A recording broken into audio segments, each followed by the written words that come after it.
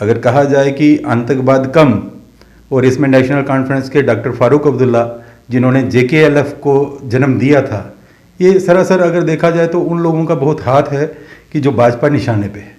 BJP में जो राष्ट्रवादी लोग हैं वो कोई भी उसमें दहशत में नहीं है। कोई कल पुर्जे हैं वो यहाँ पर नेशनल कॉन्फ्रेंस और PDP है। जुबा ऐसे भटक गए हैं, ऐसे लोग अगर सरेंडर करके आना चाहते हैं वो वापस आएँ, राष्ट्रीय धारा में आएँ, उनको उनका स्वागत है।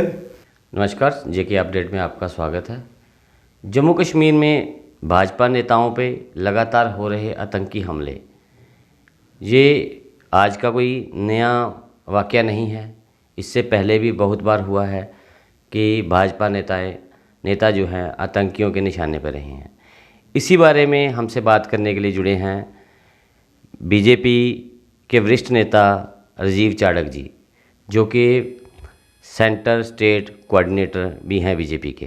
राजीव जी, JK अपडेट में आपका स्वागत। धन्यवाद जी। राजीव जी, ये बताएं कि आखिर धारा 370 हटने के बाद से तो BJP निशाने पे आई है। उससे पहले भी जो BJP के नेता थे वो आतंकियों के निशाने पे रहे, ऐसा क्यों? देखिए, जम्मू कश्मीर एक ऐसा प्रदेश है कि यहाँ संपूर्ण भारत से एक भिन्न धारा थी, धारा 370। इसके चलते जम्मू कश्मीर के लोगों को एक स्पेशल स्टेटस था। उस स्टेटस के चलते जम्मू कश्मीर में जो भी सरकार आती थी उनकी एक मनमानी चलती थी। उस मनमानी के चलते जितना भी आवंटन केंद्र की तरफ से होता था वह सारे के सारा राज्य सरकार के ऊपर था कि वो कहाँ लगाएं, और विकास के काम बहुत कम होते थे। परंतु ये लोग जितना भी यहाँ आवंटन होता था धन, उसका दुरुपयोग करते थे, और इसके चलते इनको जो राष्ट्रवादी लोग हैं वह नहीं पछते थे, क्योंकि विरोध अगर कोई करता था वो भाजपा करती थी। चाहे कहीं कोई विकास कार्यों में कोई रुकावट आई या पैसे का दुरुपयोग हुआ, तो अब धारा 370 हटने के बाद इनमें काफ़ी बौखलाहट है।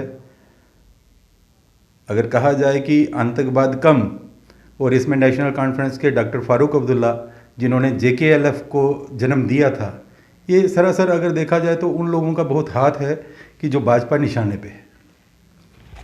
दूसरी बात यह है कि जब आतंकी हमले हो रहे हैं में खासकर BJP नेताओं पर, तो अब जैसे कल परसों का ही वाक़या है, युवा मोर्चा के 3 नेताओं को गोली मारी गई। इससे कहीं ना कहीं BJP में दहशत नहीं है? कश्मीर की BJP में, कश्मीर की BJP में जो राष्ट्रवादी लोग हैं वो कोई भी उसमें दहशत में नहीं है। आज भी मुझे सुबह फ़ोन आया था कि 50-60 लोग जो है बारामूला और शोपियां से जो हैं वो ज्वाइन करने को तैयार हैं। हमने उनको कहा कि थोड़े दिन रुक जाओ। यानी वहाँ जो माहौल है इस वक्त, जो देश विरोधी शक्तियाँ थी वो समाप्त होने पर हैं। बहुत से आतंकवादी सरेंडर कर रहे हैं, बहुत से लोग जो हैं वो भाजपा को ज्वाइन कर रहे हैं। तो इससे वहाँ की जो स्थानीय पार्टियाँ हैं उनमें बौखलाहट है। मैं आतंकवाद कोई बाहर से पाक प्रेषित नहीं है। अगर पाक के कोई कल पुर्जे हैं वो यहाँ पर नेशनल कॉन्फ्रेंस और PDP है, जो पूरे का पूरा संचालन जो आतंकवाद का है वो श्रीनगर बैठकर वहाँ से कर रहे हैं। और इससे भारतीय जनता पार्टी के जितने भी कार्यकर्ता हैं वो निशाने पे उन्होंने रखे हैं। परंतु कश्मीरी घबराया नहीं है। कश्मीर के लोग आज भी अप्रोच कर रहे हैं कि हम भारतीय जनता पार्टी को ज्वाइन करेंगे। आपने कहा कि ये अपने NCPDP के लोग ही जो है ये आतंकवाद के जन्मदाता है या उनके सपोर्टर हैं, तो कहीं ना कहीं BJP की गवर्नमेंट में ये दोनों पार्टियों के साथ रही है, तो आज आप उनको आतंकवाद के समर्थक कह रहे हैं? देखिए, भाजपा के वो समर्थक नहीं रहे। ये जम्मू कश्मीर का एक दुर्भाग्य है कि जो पिछली बार जिस तरह का मैंडेट मिला, यानी कश्मीर में PDP को मैंडेट मिला और जम्मू में भाजपा को, तो उसमें एक मजबूरन सरकार बननी, क्योंकि लोगों के हित के लिए। तो जब देखा कि ये लोग हित नहीं अहित करते हैं तो भाजपा ने कदम पीछे लिए। भाजपा ऐसे जो राष्ट्र विरोधी शक्तियां हैं उनके साथ स्वर नहीं मिला सकती।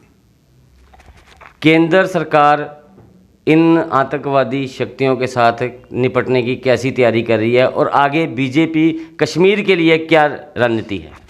देखिए, केंद्र ने बहुत बार वार्ताकार भेजे ताकि जो भूले भटके लोग हैं उनको एक मौका मिले, वो राष्ट्रीय धारा में आए।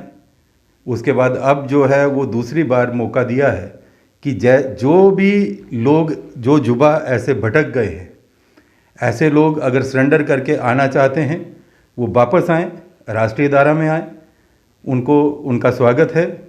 इसके बाद भी अगर वार्ताकारों के बाद और एक अपील के बाद भी लोग नहीं सुधरे तो केंद्र सरकार एक कोई कड़ा कदम उठाने जा रही है जिससे आतंकवाद को बिल्कुल कुचला जाएगा। बाद में ये लोग ये नहीं बोल सकते कि हमें मौका नहीं दिया।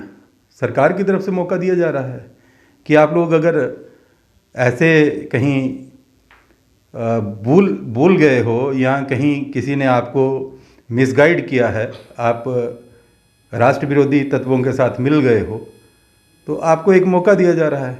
उस मौके का भरपूर फ़ायदा लेना चाहिए कश्मीर के यूथ को, ताकि उनका एक जान भी बचे और आगे जो भविष्य भी उज्जवल हो।